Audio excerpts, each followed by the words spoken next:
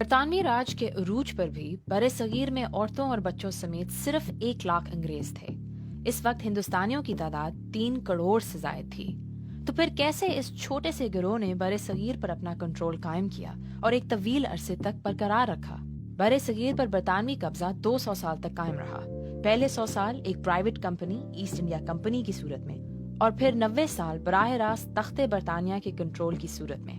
اس کہانی میں بندوقوں، فوج اور جنگ و جدل کا کردار تو واضح ہے، لیکن برطانیہ کا بر صغیر کو تقسیم کرنے اور محکوم بنانے میں سب سے بڑا ہتھیار مفاد پرست مقامی اشرافیہ تھی۔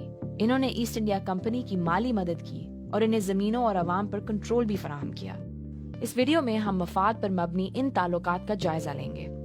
نمبر 1، ہندوستانی تاجروں سے تعلقات کا آغاز۔ ایسٹ انڈیا کمپنی نے بر صغیر میں گرم مسالوں، ٹیکسٹائل اور چند دیگر اشیاء سے تجارت کا آغاز کیا۔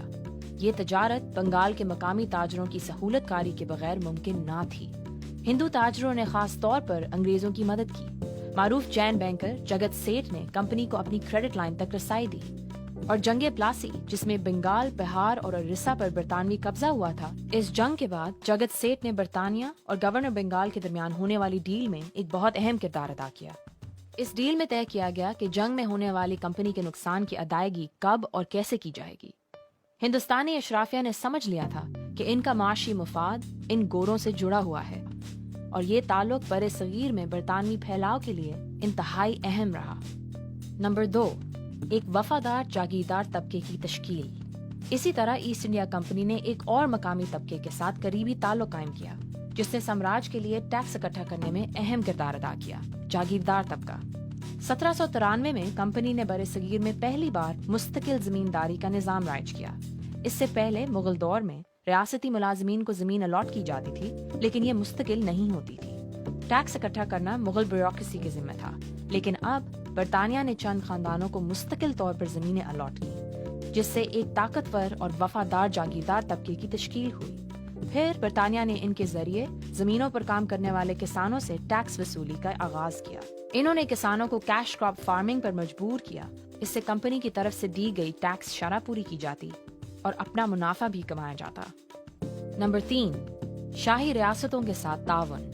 19ویں صدی میں مغلیہ سلطنت کے زوال کے وقت بر صغیر میں بے شمار شاہی ریاستیں تھیں۔ ان کے حکمران مقامی سردار یا مہاراجے تھے۔ یہ ریاستیں سامراج کے لیے 2 طرح سے فائدہ مند تھیں۔ ایک، انہوں نے برطانیہ کے انتظامی اخراجات کم کر دیے۔ جب کمزور حکمران اپنی مرضی سے برطانیہ کی بالواسطہ حکمرانی کو تسلیم کر لیتے تھے تو پھر بھاگ دوڑ کی کیا ضرورت، جیسا کہ راجستھان جیسے دشوار صحرائی علاقے پر شاہی ریاست کو برقرار رکھنا ہی برطانیہ کے فائدے میں تھا۔ اور دوسرا، باغیوں کو کچلنے میں یہ ریاستیں بہت مددگار تھیں۔ برطانیہ اپنے وفادار مہاراجوں کو ہتھیار، فوج اور ٹریننگ دیتا تھا، جسے مہاراجے اپنے علاقوں میں ہونے والی مخالفت کو کچلنے میں استعمال کرتے تھے۔ اس کی ایک مثال اپریل 1919 میں ہونے والا جلیانوالہ قتل عام ہے، جب سامراج نے 1500 ہندو، مسلمان اور سکھوں کو قتل کیا۔ اس کے بعد شروع ہونے والے ہنگاموں میں پنجابی سرداروں نے ریلوے اور ٹیلی گراف لائنوں کی حفاظت میں سامراج کی مدد کی، تاکہ سامراج مخالف سرگرمیوں کی جاسوسی ہو سکے اور فوج آسانی سے نقل و حرکت کر سکے۔ نمبر 4، ہندوستانی سہولت کاروں کی ایک نئی شکل، انڈین سول سروس۔ 200 سال کی حکمرانی کے درمیان عوام پر اپنے کنٹرول کو مضبوط کرنے کے لیے برطانیہ نے کئی قوانین لاگو کیے۔ اس کی ایک مثال 1858 میں انڈین سول سروس کا قیام ہے۔ یہ شروع کی کئی دہائیوں تک صرف چند گوروں پر ہی مشتمل تھی، لیکن 1922 میں برطانیہ نے ہندوستانی امیدواروں کو بھی انڈیا میں امتحان کی اجازت دی۔ اس سے ایک نئے انتظامی طبقے کی تشکیل ہوئی، جنہوں نے عوام پر انگریزوں کی حکمرانی میں پل کا کردار ادا کیا۔ البتہ اس طبقے میں شمولیت اس بات پر منحصر تھی کہ آپ سامراج کی روایات سے کتنا واقف ہیں۔ اس حوالے سے برطانوی افیشل تھامس مکالے لکھتا ہے، ہمیں ہر صورت ایک ایسے طبقے کی تشکیل کرنی چاہیے جو ہمارے اور ہمارے لاکھوں محکوموں کے درمیان پل کا کردار ادا کر سکے۔ ایک ایسا طبقہ جو رنگ و نسل سے تو ہندوستانی ہو، لیکن اپنے اخلاق اور خیالات میں انگریز ہو۔ برطانوی استعماریت کی کامیابی کی وجہ ان کے بد دیانت معاشی، سیاسی اور انتظامی منصوبے تو تھے، لیکن ان میں اہم کردار مفاد پرست مقامی تاجروں، زمینداروں اور مہاراجوں کا ہے۔ یہ لوگ طاقت حاصل کرنے کے لیے اپنے ہی ہم وطنوں کے استحصال میں ذریعہ بنے۔ اس کی ایک مثال وہ ہندوستانی تاجر ہیں जिन्होंने हिंदुस्तान छोड़ दो तहरीक का साथ ना दिया। गांधी के मुताबिक इन्होंने बरतानवी राज की हिमायत की क्योंकि इनके मफादात साम्राज्य के साथ जुड़े हुए थे। ये समझना जरूरी है कि बरतानवी साम्राज्य के जाने के बाद भी इस तबके की ताकत और मफाद में कोई फर्क नहीं पड़ा। वो कारोबारी खानदान, जमींदार और इदारे जिन्होंने इस्तेमारी दौर में ताकत हासिल की, इनकी ताकत आज तक बरकरार है।